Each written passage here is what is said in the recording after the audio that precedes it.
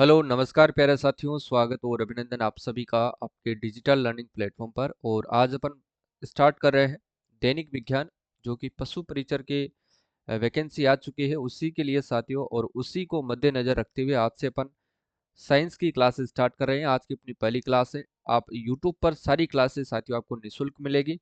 और यही क्लास है, अगर आप पीडीएफ के साथ वीडियो भी अगर आप बिना किसी नेट के देखना चाहते हैं तो आप हमारा जो है मोबाइल ऐप डाउनलोड कर लीजिए। ऐप का नाम है कुमावत जीएस, जो चैनल का नाम है सेम वही ऐप का नाम है। प्ले स्टोर पर आपको मिल जाएगा, सेम लोगो लगा हुआ है, ठीक है। वहां जाइएगा, उसमें आपको जो है मैं आपके लिए फ्री कोर्स अवेलेबल करवा दूंगा। फ्री कोर्स इन वीडियो को साथियों आप वहां पर डाउनलोड करके बिना किसी नेट के आप देख सकते हैं और साथ में आप पीडीएफ भी पढ़ सकते हैं, ठीक है। तो वहां जाइएगा और फ्री कोर्स में जैसे आप क्लिक करेंगे तो आपको साइंस का कोर्स मिलेगा, पशु परिचर वाला। तो वहां पर ये वीडियो आपको वहां पर अवेलेबल होगा। पीडीएफ भी आपको इसी के साथ में अटैच मिलेगी वीडियो के साथ में। तो पीडीएफ और वीडियो दोनों आप वहां पर देख सकते हैं। यूट्यूब पर भी आप बिल्कुल फ्री देख सकते हैं। पूरा कोर्स करवाऊंगा, एक भी अपन जो है टॉपिक यहाँ से नहीं छोड़ेंगे, ठीक है। तो आज की पहली क्लास इसलिए थोड़ा इंट्रोडक्शन अपना लंबा रहेगा। जैसा कि अपन कल बात करे थे साथियों, उसी के अनुरूप में क्लास लेकर के आया हूँ, क्योंकि पार्ट ए ये रहने वाला है अपना पार्ट ए, जिसके 105 अंक है साथियों। प्रश्न भी आपके 105 आने वाले हैं। पार्ट बी भी मैं जल्दी आपके लिए शुरू करने वाला हूँ, ठीक है। तो जो नए हैं वो चैनल को जरूर सब्सक्राइब करें, ठीक है ना। आज अपन पढ़ेंगे प्रश्नों के माध्यम से 30 महत्वपूर्ण प्रश्न रहने वाले हैं, जो एग्जाम में सीधे सीधे आपसे पूछे जाएंगे, छपेंगे। इनसे बाहर आपको कुछ नहीं पढ़ना है, ठीक है। और जल्दी मैं आपके लिए विज्ञान की जो है वन लाइनर प्रश्नों की ई बुक भी लाने वाला हूँ। जल्दी 10 15 या 20 दिन में आपके सामने होगी, ठीक है। तो वो ई बुक आप डाउनलोड करके वो भी आप बिल्कुल जो है प्रिंट निकलवा करके उनको बार बार आप पढ़ेंगे तो वहां से प्रश्न आपका बाहर नहीं जाएगा, ठीक है। तो आज के लिए बस इतना ही। सभी साथियों को मेरी तरफ से राधे राधे, सभी को जय श्री कृष्णा और सभी को गुड इवनिंग, ठीक है। चलो पहले प्रश्न से अपन शुरुआत करते हैं साथियों। देखिएगा, पहला प्रश्न है कि मनुष्य के शरीर का जो तापमान है वो कितना होता है। मनुष्य के शरीर का जो तापमान होता है वो कितना होता है। 27 degree Celsius, 37 degree Celsius, 78.6 degree Celsius milligram, या फिर 98.6 डिग्री सेल्सियस। तो ध्यान रखना है, इसका जो सही आंसर होगा साथियों वो होगा 37 डिग्री सेल्सियस, ठीक है। ऑप्शन नंबर 20 का सही आंसर होगा 37 डिग्री सेल्सियस, ठीक है ना। ये पूरी पीडीएफ आपको मिल जाएगी। मनुष्य के शरीर का सामान्य तापक्रम होता है। अब देखिए, पहले अपने को सेंटीग्रेड में पूछा था। अब बात करेंगे अपन सेल्सियस की, क्योंकि उसमें 98.6 जो है डिग्री सेल्सियस था, वो सेल्सियस के अंदर नहीं होता है, फ़ारेनहाइट में होता है। तो शरीर का जो सामान्य तापक्रम होता है साथियों यहाँ पर होगा 96.6 डिग्री फ़ारेनहाइट, ठीक है ना। यहाँ पर ध्यान रखना है बस सेंटीग्रेड का और फ़ारेनहाइट का, इतना ही आपको याद रखना है। बाकी कंफ्यूज नहीं होना है, क्योंकि 98.6 डिग्री सेल्सियस वहां पर भी था और यहाँ पर भी है, ठीक है। तो वहां पर इतना था कि फ़ारेनहाइट नहीं था, वहां पर सेल्सियस था। यहाँ पर डिग्री है और फ़ारेनहाइट है, क्योंकि जो शरीर का सामान्य तापक्रम होता है वो फ़ारेनहाइट में नापा जाता है। 98.6 डिग्री फ़ारेनहाइट, ठीक है। इतना आपको ध्यान रखना है। अगला प्रश्न देखो भाई, केल्विन स्केल में साथियों मानव शरीर का सामान्य तापमान कितना होता है। केल्विन स्केल यानी कि केल्विन स्केल के अंदर जो है मानव शरीर का सामान्य तापमान कितना होता है। अब देखो साथियों, प्रश्न को कितने तरीके से इन्होंने, एक ही प्रश्न को 3 टाइप से इन्होंने पूछा है। तो ध्यान रखना है, इसका सही आंसर होगा 310 डिग्री केल्विन, ठीक है। चाहे तो अपन इसको सोल्व भी कर सकते हैं, पर अपने पास इतना टाइम भी नहीं है, अपने को इतना टिपिकल प्रश्न पूछा भी नहीं जाएगा, ठीक है। तो आप इसको सिर्फ इतना याद रखिए कि शरीर का जो सामान्य तापमान होता है वो केल्विन स्केल में अगर आपसे पूछा जाए तो 310 डिग्री केल्विन होगा, ठीक है ना। अगर फ़ारेनहाइट में आपसे पूछा जाए तो फ़ारेनहाइट का अंदर ध्यान रखना 98.6 डिग्री फ़ारेनहाइट होता है, यानी कि 98.6 डिग्री फ़ारेनहाइट। अगर सेल्सियस में आपसे पूछा जाए तो ध्यान रखना साथियों 37 डिग्री सेल्सियस होता है। अगर ऑप्शन में आपसे ये भी आ सकता है 36.9 डिग्री सेल्सियस भी आता है, ठीक है ना। तो दोनों आपको ध्यान रखने हैं। देखो भाई, मानव शरीर के सबसे लंबी कोशिका कौन सी होती है। मानव शरीर के अंदर जो सबसे लंबी कोशिका होती है, ये तो सभी को पता होगा, आप सभी को। देखो भाई, मानव शरीर में जो सबसे लंबी कोशिका होती है वो होती है साथियों आपके तंत्रिका कोशिका। कौन सी होती है साथियों, तंत्रिका कोशिका। सही आंसर होगा ऑप्शन नंबर ए। ये आप लोगों को ध्यान रखना है। देखिएगा, इसकी जो लंबाई होती है साथियों 90 सेंटीमीटर होती है ना। तंत्रिका कोशिका की जो लंबाई होती है ध्यान रख लेना 90 सेंटीमीटर होती है, क्योंकि आने वाले एग्जाम में यहाँ से भी प्रश्न पूछा जा सकता है कि तंत्रिका कोशिका की लंबाई कितनी होती है, तो 90 सेंटीमीटर होती है। इतना आपको ध्यान रखना है, ठीक है। इसके बाद देखिएगा, अ, अगला प्रश्न देखिएगा, रक्तचाप, लार आना, वमन इत्यादि जो अनैच्छिक क्रियाएं मस्तिष्क के किस भाग द्वारा नियंत्रित होती है। अब देखिए, गजब का प्रश्न है, यहाँ से 3 4 प्रश्न आपको बनते हैं। देखिएगा, इसका जो सही आंसर होगा वो तो होगा साथियों मेंडुला। मेडुला ऑब्लांगेटा, जिसको अपन पूरा नाम याद रखना है आपको, मेडुला ऑब्लांगेटा। क्या नाम याद रखना है आपको? मेडुला ऑब्लांगेटा, ठीक है, ये ध्यान रखना। इसके आगे ये भी आपको लगा लेना है, ऑब्लांगेटा, ठीक है, मेडुला ऑब्लांगेटा। और ये क्या करता है? रक्तचाप, अपने मुंह से जो लार आती है, और वमन जो इत्यादि अनैच्छिक क्रियाएं होती है, ठीक है, अनैच्छिक क्रियाएं, उन पर ये क्या करता है? नियंत्रित करता है। ये आपको ध्यान रखना है, ठीक है। शरीर की जो भी अनैच्छिक क्रियाएं होती है साथियों, ये उनको नियंत्रित करता है। अपन बात करेंगे शरीर का सबसे बड़ा भाग कौन सा होता है? मस्तिष्क का जो सबसे बड़ा भाग होता है वो होता है साथियों प्रमस्तिष्क होता है, ठीक है ना। मस्तिष्क का सबसे बड़ा भाग जो होता है परमस्तिष्क होता है, और ये अपनी जो स्मरण शक्ति और विचार शक्ति और इच्छा शक्ति का केंद्र होता है। यानी कि अपनी जो याददाश्त होती है ना, वो परमस्तिष्क की होती है, ठीक है। हाइपोथैलेमस याद रखना, हाइपोथैलेमस जो होता है ये अपने शरीर के अंदर जो भूख, प्यास, ताप नियंत्रण और प्यार, घृणा आदि जैसा केंद्र होता है, इनका ये केंद्रित करता है। ये आपको ध्यान रखना है। जैसे पसीना आता है, अपने को गुस्सा आता है और खुशी होती है, उसको नियंत्रित करता है कौन? हाइपोथैलेमस, ठीक है, ये आपको ध्यान रखना है। चलो आगे अपन बात करेंगे वैसे इनकी, और डिटेल से क्लास लाऊंगा मैं आपके लिए, अगली जो क्लास होगी वो। आज मैं देखता हूँ आप इस क्लास को कितना प्यार देते हो, कितना शेयर करते हो, ठीक है ना। देखिए, प्रतिवर्ती रिफ्लेक्स क्रियाओं का नियंत्रण किसके द्वारा किया जाता है? प्रतिवर्ती प्रतिवर्ती रिफ्लेक्स क्रियाएं जो है साथियों, प्रतिवर्ती जो क्रियाएं, यहाँ पर प्रतिवर्ती है, ध्यान रख लेना थोड़ा सा। प्रतिवर्ती रिफ्लेक्स क्रियाओं का नियंत्रण किसके द्वारा किया जाता है? तो ध्यान रखना, ये भी सही आंसर होगा साथियों आपका मेरुरज्जु। ये आपको ध्यान रखना है, मेरुरज्जु का भी एक महत्वपूर्ण रोल है साथियों। वो क्या है? देखिए, मेरुरज्जु का जो मुख्य कार्य होता है ना, वो होता है कि प्रवृत्ति क्रियाओं का संचालन करता है और संवेदनाओं को जो है मस्तिष्क तक पहुंचाता है साथियों, है ना। यानी कि जो अपने मस्तिष्क को जो भी है, जो भी संवेदनाएं होती है, भावना होती है, दया, करुणा जो भी होती है, वो इनको जो भी संवेदनाएं होती है, वो मस्तिष्क के संदेश जो है मस्तिष्क तक ये पहुंचाना होता है, और मस्तिष्क से जो भी संदेश प्राप्त होता है वो अंगों तक ले जाना होता है, ठीक है ना। जैसे आप हाथ से कोई गिलास उठाते हो, तो वो संदेश जब तक यहाँ से मेरुरज्जु संदेश नहीं दे सकता, तब तक आप जो है वो काम नहीं कर सकते, ठीक है। जो भी अपन काम करते हैं उसका संदेश जो है मेरुरज्जु से ही आता है, ये आपको ध्यान रखना है, ठीक है। बी वाला सही आंसर होगा। तो संवेदनाओं को मस्तिष्क तक पहुंचाता है और मस्तिष्क से प्राप्त संदेशों को अंगों तक ले जाना इसका कार्य है मेरुरज्जु का। समझ गए होंगे सभी सभी, ठीक है। देखो, प्रतिवर्ती रिफ्लेक्स क्रियाओं का नियंत्रण किसके द्वारा किया जाता है? तो मेरुरज्जु दोबारा रिपीट हो गया है। देखो, न्यूरॉन क्या होते हैं बताओ भाई? न्यूरॉन इंपॉर्टेंट क्वेश्चन है साथियों, ध्यान रख लेना आप लोग। न्यूरॉन क्या होते हैं? न्यूरॉन ध्यान रख लेना, तंत्रिका तंत्र की एक आधारभूत इकाई है। ऑप्शन नंबर डी इसका सही आंसर होगा। न्यूरॉन क्या है? तंत्रिका तंत्र की एक आधारभूत इकाई है, ठीक है। तंत्रिका तंत्र की एक आधारभूत इकाई है। ये भी क्या करता है साथियों? इस कोशिका का जो कार्य होता है, ये भी मस्तिष्क का जो सूचना है ना, वो आदान प्रदान करना या विश्लेषण करना होता है, ठीक है। तंत्रिका तंत्र जो कि एक आधारभूत इकाई है, न्यूरॉन का कार्य होता है कि मस्तिष्क की जो भी सूचनाएं होती है उनका आदान प्रदान करना, यानी कि विश्लेषण करना होता है। जैसे कि व्हाट्सअप, ईमेल, फेसबुक मैसेंजर का कार्य ये काम करता है। इससे देसी टाइप में आप समझिए, ठीक है। देखो भाई, मस्तिष्क का वह भाग जो साथियों स्वैच्छिक क्रियाओं को परिशुद्धि तथा शरीर की सह तथा संतुलन के लिए उत्तरदायी है। मस्तिष्क का वह भाग जो स्वैच्छिक क्रियाओं की परिशुद्धि तथा शरीर की सह तथा संतुलन के लिए उत्तरदायी है। तो वो कौन सा है? तो वो है साथियों आपके अनुमस्तिष्क, ठीक है। ये ध्यान रखना है, ऑप्शन नंबर सी इसका सही आंसर होगा। इसका सही आंसर होगा साथियों क्या? अनुमस्तिष्क, ठीक है ना। अनुमस्तिष्क क्या है? शरीर का जो है संतुलन करता है, पेशियों को गति नियंत्रित करता है, ये आपको ध्यान रखना है। अनुमस्तिष्क क्या करता है? शरीर का संतुलन तथा पेशियों को पेशीय जो गति है साथियों उसको नियंत्रित करता है, ये आपको ध्यान रखना है। मेंडुला का तो आप सभी को पता ही है कि शरीर की अनैच्छिक क्रियाओं को नियंत्रित करता है, जैसे कि लार आना, उल्टी होना, ठीक है, रक्तचाप बढ़ना, घटना जो भी है वो, ठीक है। पर मस्तिष्क आप सभी को पता ही है, स्मरण शक्ति होना, स्मरण शक्ति, इच्छा शक्ति जो भी है, याददाश्त वगैरह को ये मेंटेन करता है, नियंत्रित करता है, ठीक है। ये आपको ध्यान रखना है। चलो, देखिए, निम्न में से कौन जो है मनुष्य मस्तिष्क का सबसे बड़ा भाग है? बताओ, निम्न में से कौन जो है मनुष्य मस्तिष्क का सबसे बड़ा भाग है? अभी अपन ने पिछले प्रश्न में देखा था, तो इसका सबसे बड़ा भाग है साथियों पर मस्तिष्क, ठीक है।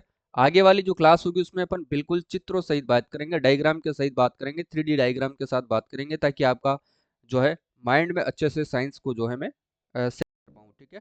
पर मस्तिष्क, ये आपको ध्यान रखना है। अब देखो, पर मस्तिष्क की अगर मैं बात करूं साथियों, तो परमस्तिष्क आप सभी को पता है, एक तो याददाश्त का काम करता है। याददाश्त यानी कि एक तो याददाश्त हो गया, या फिर आप कह सकते हैं साथियों इसको इच्छा शक्ति कह सकते हैं, ठीक है ना। याददाश्त, इसी को अपन साथियों स्मरण शक्ति कहते हैं। स्मरण शक्ति, इसका जो कार्य है वो किसका है? ये जो विभाग समझिए, यानी कि याददाश्त एक विभाग है, इच्छा शक्ति एक विभाग है और स्मरण शक्ति एक विभाग है। इनका जो मंत्री होता है वो परमस्तिष्क होता है, यानी कि परमस्तिष्क के पास 3 विभाग है, याददाश्त, इच्छा शक्ति और स्मरण। इन पर जो नियंत्रित करता है, इन पर जो नियंत्रण करने का काम होता है वो परमस्तिष्क का होता है। और ये कैबिनेट मंत्रालय में सबसे बड़ा जो मंत्रालय है वो किसके पास है? परमस्तिष्क के पास है। ऐसे समझिए आप, ठीक है ना। यानी कि सबसे बड़ा मंत्री कौन है? परमस्तिष्क है। अपने कैबिनेट के अंदर जो है, जो अपना जो सिर होता है उसको आप कैबिनेट मानिए, और कैबिनेट में सबसे बड़ा मंत्री है, यानी कि मुख्यमंत्री है परमस्तिष्क, ठीक है। और इसके पास सबसे ज्यादा विभाग भी होते हैं, सबसे मेन विभाग इसी के पास होते हैं, ठीक है ना। तो याददाश्त, इच्छा शक्ति और स्मरण शक्ति किसके पास है? परमस्तिष्क के पास है, ये ध्यान रखना है। चलो आगे देखो भाई। मानव में स्मृति से संबंधित मस्तिष्क का भाग है, मानव में स्मृति से संबंधित मस्तिष्क का भाग है। स्मृति अभी अपन ने बात करी, बताओ भाई स्मृति क्या है? अभी अपन ने बात करी थी ना पहले। तो ध्यान रखना, स्मृति से संबंधित जो है, स्मृति किसके पास है? परमस्तिष्क के पास है, ठीक है। Option number B. बताया था ना मैं, स्मरण शक्ति, स्मृति, याददाश्त, जो भी आपसे पूछा जाए ध्यान रखना है। देखो इसके बाद है कि मनुष्य मस्तिष्क में CSF की मात्रा कितनी होती है?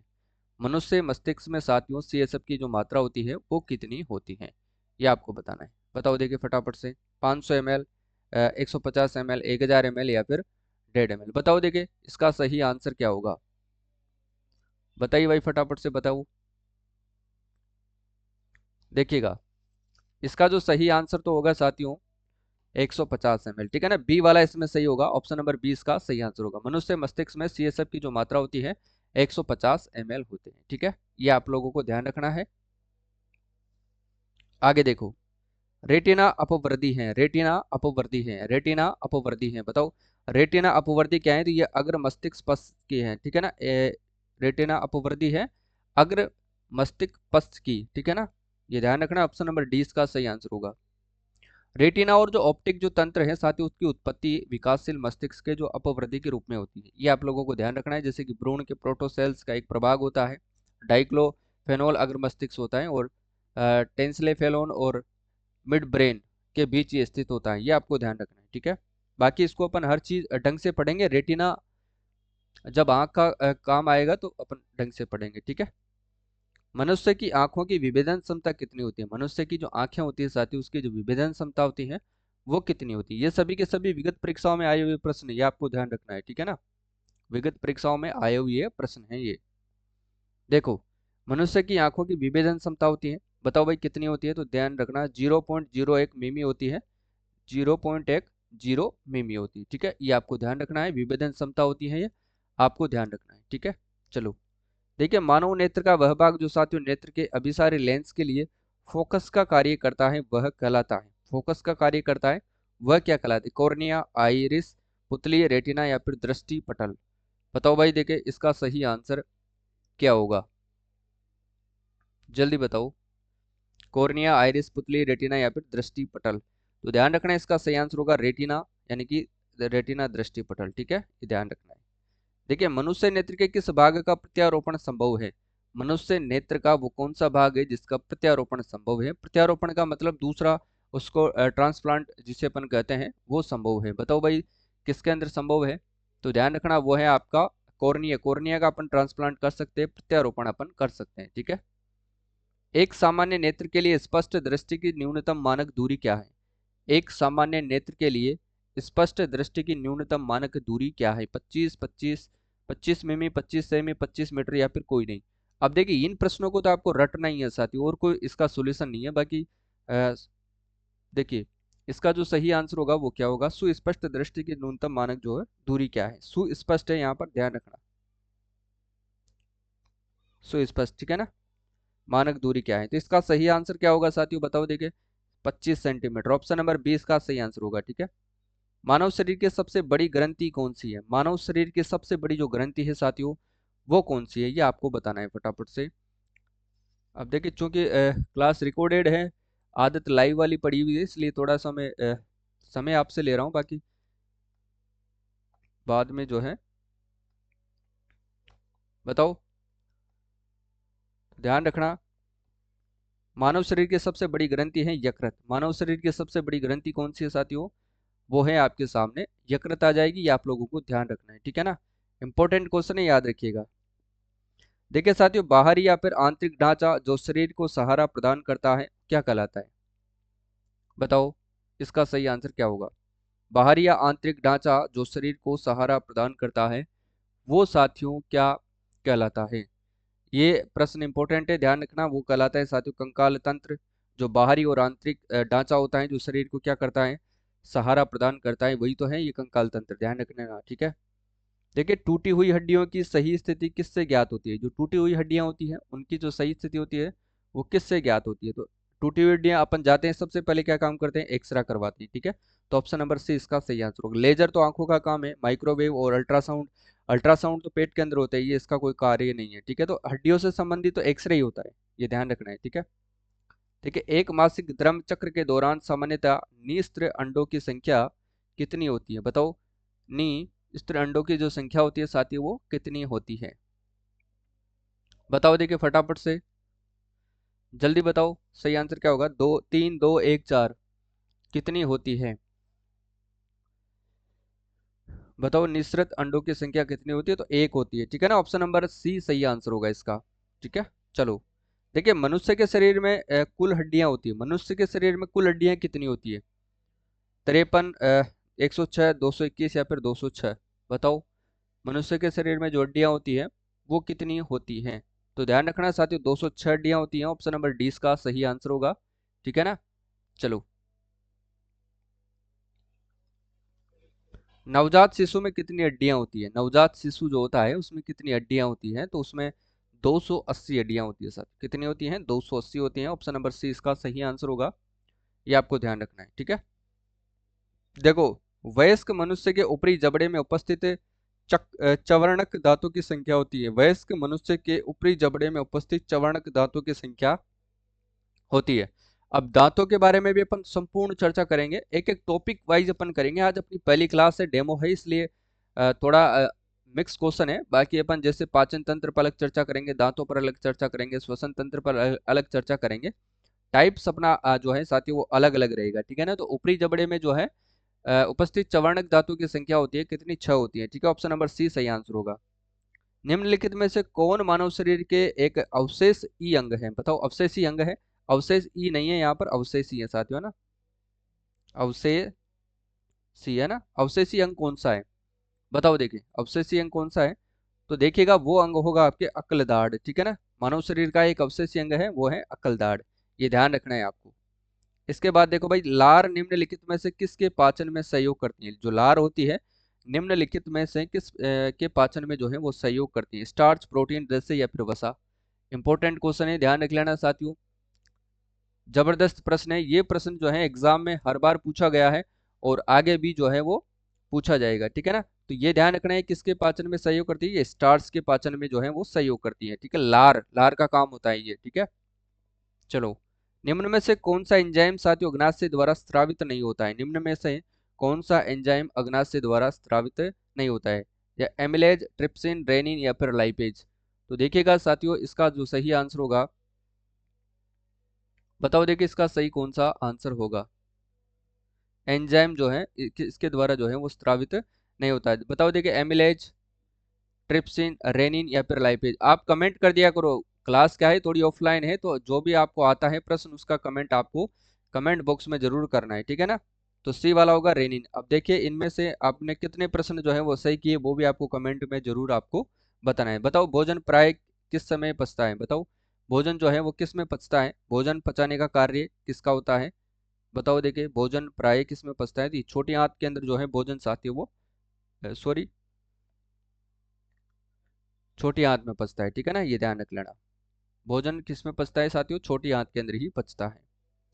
आहार नाल के किस भाग में भोजन का अधिकतम अवशोषण होता है? आहार नाल के किस भाग में साथियों भोजन का अधिकतम अवशोषण होता है? आमाशय, छोटी आंत, बड़ी आंत या फिर मलाशय? तो अधिकतम जो अवशोषण है वो छोटी आंत ही करती है। अपने जो भी प्रोटीन न्यूट्रिएंट्स जो भी होते हैं वो सभी के सभी कौन करती है? तो छोटी आंत ही कर पाती है। ठीक है।